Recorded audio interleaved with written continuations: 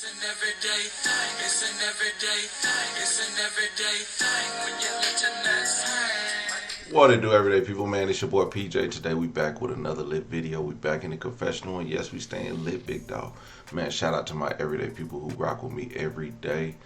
Hey, shout out to my partner Lucky Wheels of Deals. He keeps it lit, man. Make sure y'all check out custom_freaks on Instagram for your custom tumbler. Make sure y'all use the HiveMindLabs.com link below in the description and save 15% off of your purchase by using the discount code everydaypj at checkout.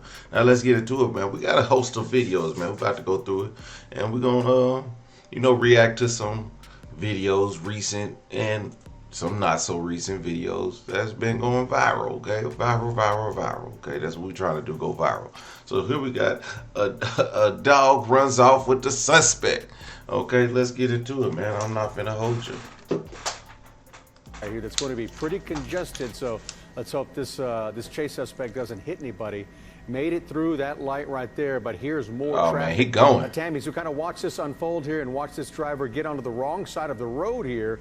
Now this is in Houston, Texas. How long this has been going on, or even why they were initially stopping this driver? Oh, he definitely in a Hellcat. You ain't catching these Hellcats, not just regular. Again, blowing through stop signs, a very dangerous situation. So again, if you're headed out the door, our sky map at the top of your screen, avoid the area if you can. Might be problems with a wheel. Oh, look like he done lost a tire.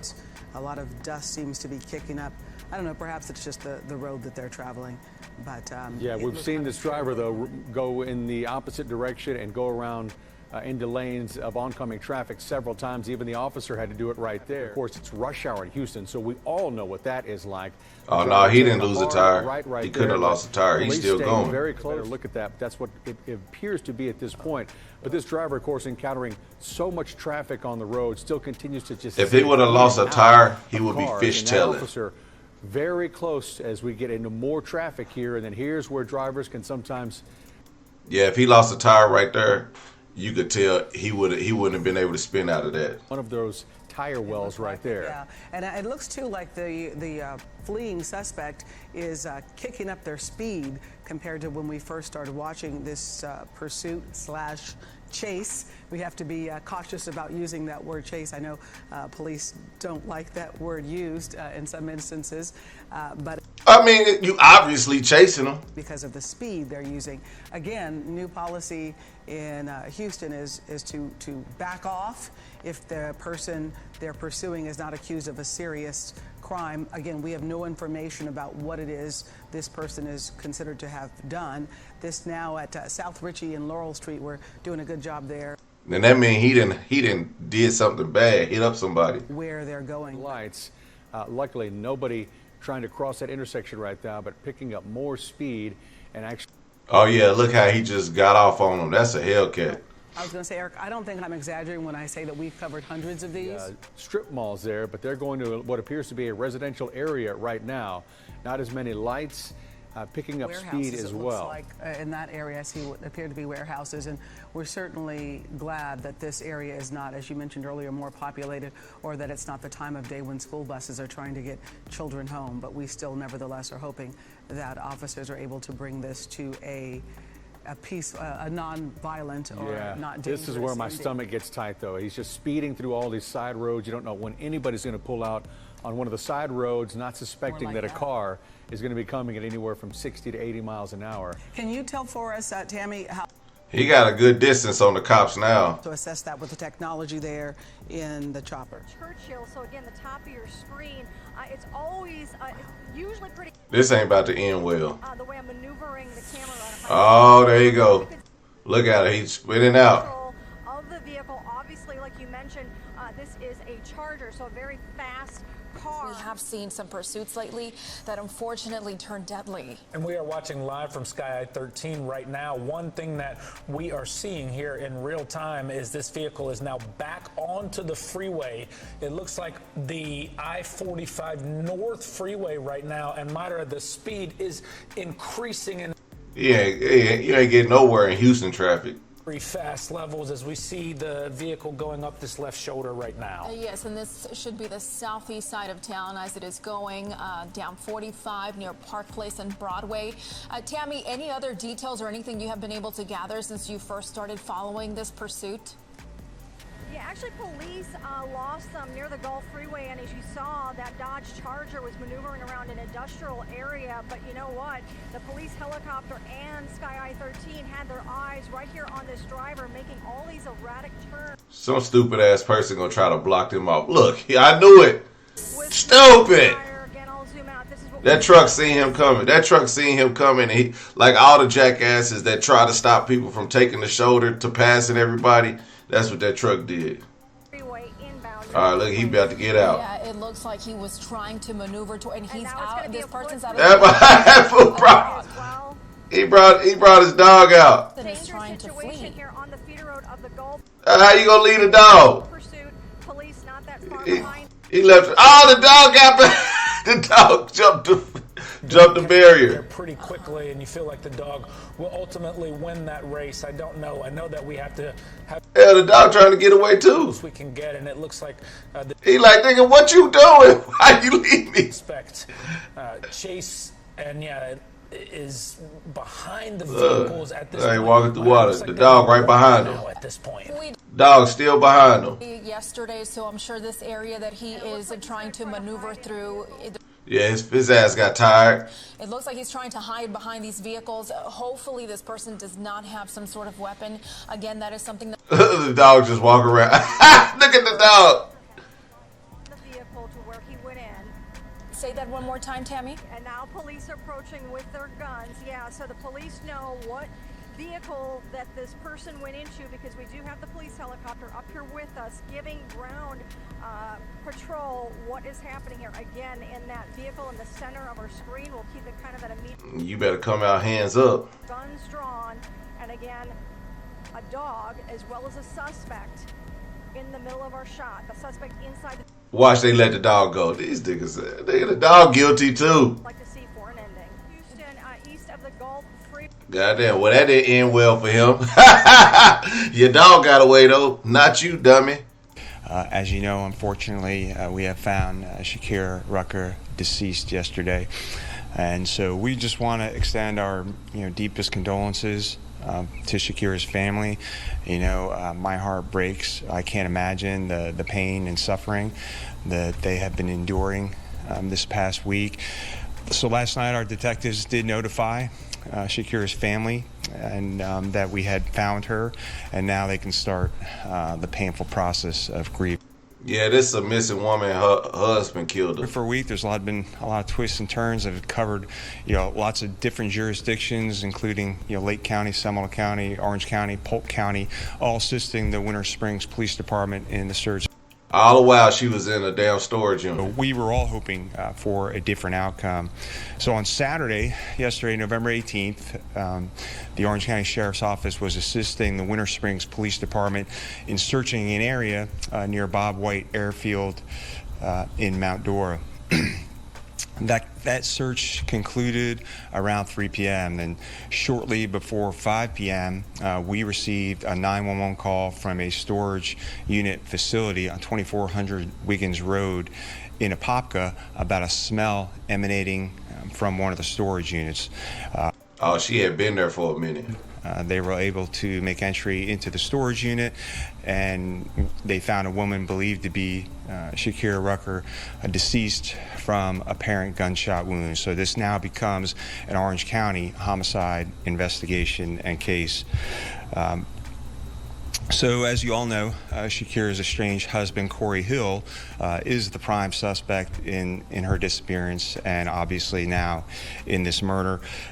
He is already in the Orange County Jail and charged with 4 counts of attempted homicide for shooting at his girlfriend and family back on November 12th, and he is under a no bond status. And I say all that to say that we have plenty of time to continue collecting evidence and testing to build our case, so to charge Corey Hill with Shakeira's murder. So I'm saying that he is the suspect. We're not looking for anyone else. He will be charged with the murder eventually in this case. Hold on, did they say he was over charged to with Chief Track status, and I say all that to say that we have plenty of time to continue collecting evidence. Husband Corey Hill is the prime suspect in her disappearance, and obviously now in this murder. He is already in the Orange County Jail and charged with 4 counts of attempted homicide for shooting at his girlfriend and family. Damn, so he married to her, but he was shooting at his girlfriend? I mean, what is this? Collecting evidence and testing to build our case, so to charge Corey Hill with Shakeira's murder. So I'm saying that he is the suspect. We're not looking for anyone else. He will be charged with the murder eventually in this. The girlfriend lucky, the wife got it worse. To Chief Tract. Y'all better stop marrying these niggas. I'm telling you. Everybody, thank you for coming. Especially when they got side chicks. I'm Matthew Tract. I'm the chief here at Winter Springs Police Department. This investigation. She was probably mad at him for messing with the side chick, and then he got the side chick around, and now she married to him, and he shot at the side chick. Now she mad at him, and he just. I can't thank them enough. In our investigations with the missing persons case, we went out and attempted to talk to him, and at this time he was not cooperating. Any questions for me? Oh, he ain't gonna cooperate now, but he better get it together. I'm gonna turn it back over to. Cause they got all the information. They got the body now. He's sitting in the jail thinking he got away, and nope. But she did die apparently of some gunshot wounds, and I know there was one other question about the storage facility. The storage facility is his. The storage unit was registered to Corey Hill. So, is there any evidence at this point that he went anywhere else with her body besides straight from wherever the incident happened to the storage facility? Yeah. I think the scene is going to be the storage. Yeah. So the crime scene is going to be that storage facility. That's where the homicide happened, if that's what you're asking. And at what point did that happen? Date or timeline? How long has she been there? So that's all still part of the investigation. And the family didn't mention the storage. That's crazy, man. So he took her to the storage facility and killed her. She probably knew she was about to die. That's what it all boils down to. He took her there, and that's why I was thinking, like, how could he like drag a body out of a storage facility when they have cameras up and down this thing?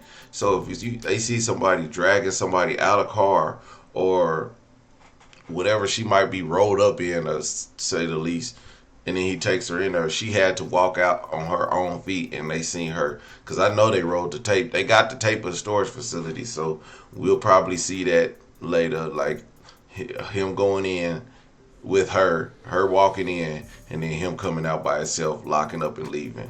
You was gonna get caught anyway, buddy. Now this last one is not this is all right. We done all seen these stuff on social media where these guys, they building these clay houses and stuff out of dirt, and they leaves, and they building these oases in the middle of the jungle. Well, they are all fake. Let's get into fakers.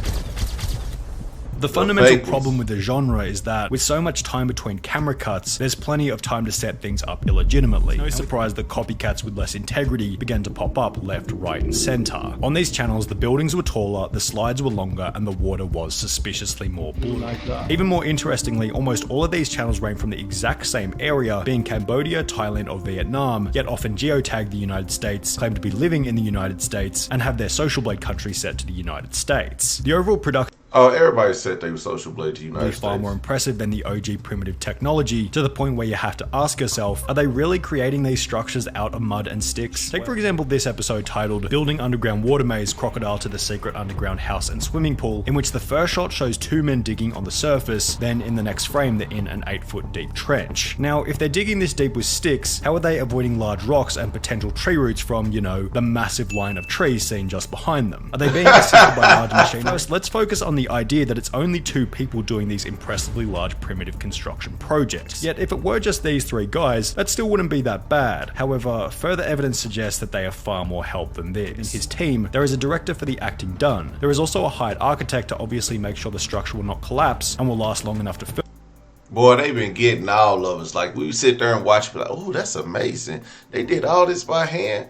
Man, they got me for a couple videos, I ain't gonna lie. Filming, and obviously afterwards many editors are involved. There's initially a clip where 8 different workers can be seen standing around a rectangular hole in the jungle. It's like, oh, these one of the primitive building sites. What's all these? Who's all these people? Where the naked men that with bare feet? Followed by another grainier clip from a far distance, where somewhere between 7 and 10 people can be seen building a swimming pool. So if they're being untruthful about the time period as well as how many people are working on each project, what else are they lying about? I mean, regardless of how many people are doing a project, like some of the craftsmanship, they gotta be accurate on some of it. Like when they showing them cut, breaking the dirt down. I mean, some of it's real, not like, okay, they didn't dig 8-foot trenches, but they did kind of, sculpt it out a little bit. Well, how about the incredible fire pits that they seem to create effortlessly?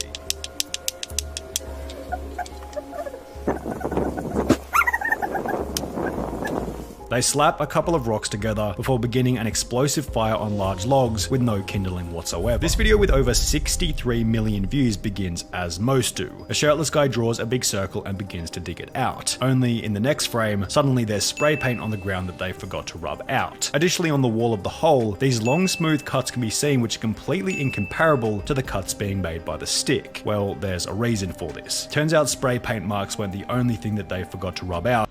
Yeah, that whole excavator. As in the minutes that follow, excavator tracks can be seen here. Like, at least throw the dirt on the excavator tracks, bro. Here, here, and here. In a different video by the same channel, the same person can be seen working very hard digging out a similar hole, which to their credit contains no excavator tracks around it. One mistake they did make, however, was that they forgot to take the actual excavator out of the top right-hand corner. Oh man, I gotta watch one of these videos, man, to see if I can spot any mess ups. On plain sight, then goes on to strangely display the collection of concrete from a river, which is the exact same clip reused from the previous video. Now, why would they reuse the same clip twice in 2 different videos? Well, it's because collecting concrete from a river is completely and utterly bogus. This channel's concrete is simply a mix of dirt and water, which, if you think about it for 2 seconds, doesn't create concrete and rather creates muddy water, or mud, which is just dirt after the water dries. This other channel gets a little bit more creative with it by taking a chunk out of a termite nest, grinding it down into powder, mixing it with water, then concreting an entire pool with this small chunk of termite nest. You'll notice when looking at the bamboo that each branch has a suspiciously clean cut on the end. Compare this to Primitive Technology, the legitimate channel from Australia, who in one video displays what the end of a log should actually look like, and you'll notice pretty quickly that these pieces of bamboo weren't naturally cut on site. These pieces of bamboo weren't either, which, as displayed in the video, were attached together then used to siphon water from a river to the pool. Only there was no river. I remember seeing something like this. Photo Expression found the exact site of this pool, then stated in his video that in reality, the closest water source was more than 6 kilometers away. Also showed that after these channels are finished building, the sites are simply left to rot. This video doesn't speak for every Southeast Asian primitive building channel, but in this particular case, rubbish was left everywhere, including, as you might guess, cement bags.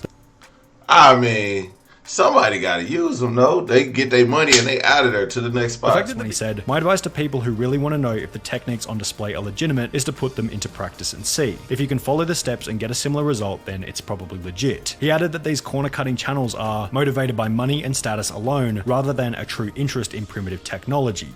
I mean, of course, you know what I'm saying? Once you find a hole in the system and people will be interested in watching these beautiful builds that we're thinking that 2 bushmen, barefoot bushmen are creating, but then you find out it's a whole team of people, then we all feel duped.